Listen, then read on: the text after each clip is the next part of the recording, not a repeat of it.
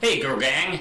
I kind of blew it. I didn't have a chance to record a New Comics Wednesday. I tend to like to post those on Wednesday since it's called New Comics Wednesday.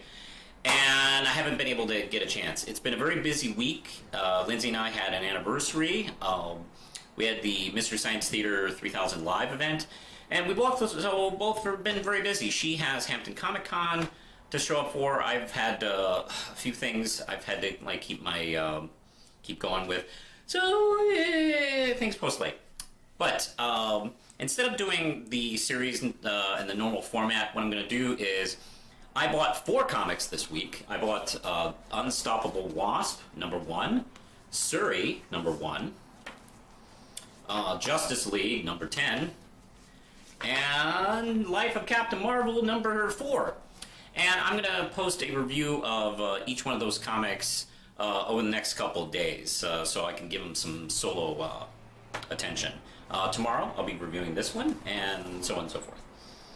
So let's get started with the Unstoppable. I'm holding the right one, right? Okay. The Unstoppable Wasp, #1. And this is by, Jeremy Whitley, and art by, Guri Hayu, as I'm going to guess that's the pronunciation. There's a different artist on the book this time around. We're picking up pretty much where we left off, as if it really never was canceled. Fun fact about the series, the sales didn't seem to be really too high for the series when it was in regular production, until Marvel started looking at the trade paperback numbers and it was like, oh, hell, what the hell were we doing? Let's bring that book back. And now we're back. So I'm pretty happy about this. I was a really big fan of the series when it came out. Has it changed? Has it gone to crap since we come back? I held the tension out for as long as I could. No, it's actually excellent. We pick up pretty much where we left off. There's been a little time that's changed, and Nadia Pym's lab girl. Let's see. I'm trying to remember what the acronyms is for. Let's see. Do I have it right here? Let's see. Oh, yeah. Let's see. There we go. And they're starting their production, and you get to meet all the characters again. Thankfully, no one's gone, or I was a little afraid that when the series dropped, the characters would be dropped. After like 8 issues of kind of building them up and creating them. That's not happened. Jan Van Dyne is doing a production meeting, trying to find investors that'll support them at the same time that Nadia is busting up a robbery by AIM, the evil scientists. And kind of testing how she and the others work together. I like how there's a quick mention of the champions, because that's a thing she's been doing, so they kind of got to keep up with the pace. There's this cool thing where they've added drones to her weaponry, and essentially she shoots these tiny drones out, and then she shrinks and jumps on them, and they even have phase technology, like the vision, so they can actually phase through walls.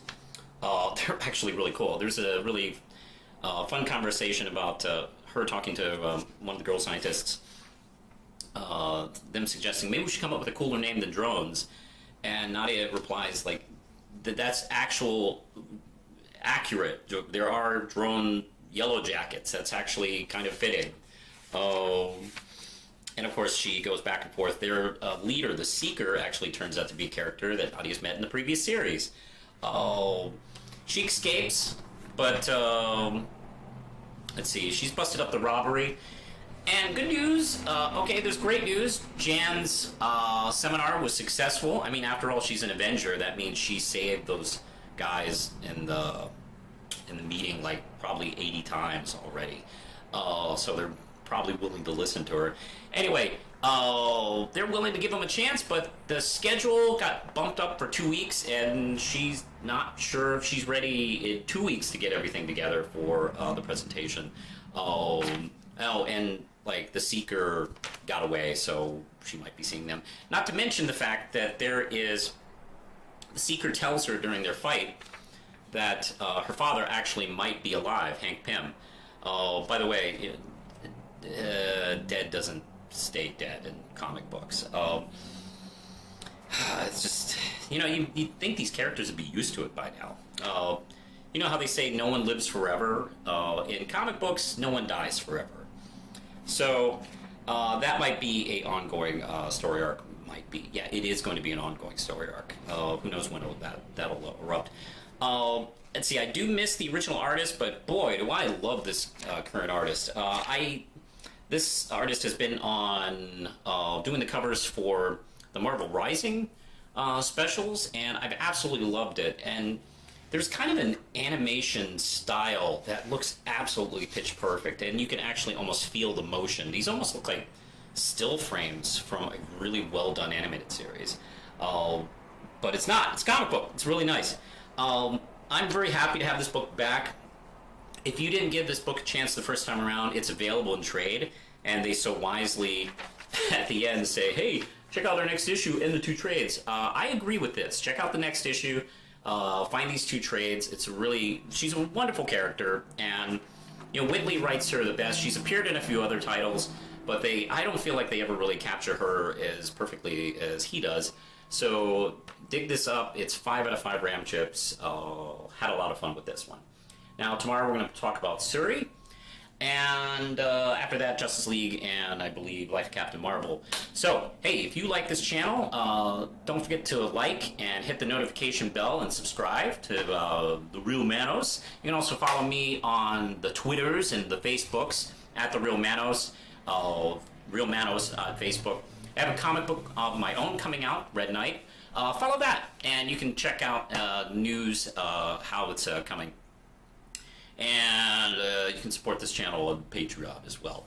I think that's everything. I should give a slight shout out to my parent company. Red Knight is with Short Fuse Media, and they've just launched a Kickstarter this past week for a new comic book series, Heroes International. Check it out. I'll put a link at the bottom of the video. And, wow, that's a lot of stuff. I think we're done, so push the button, Lindsay.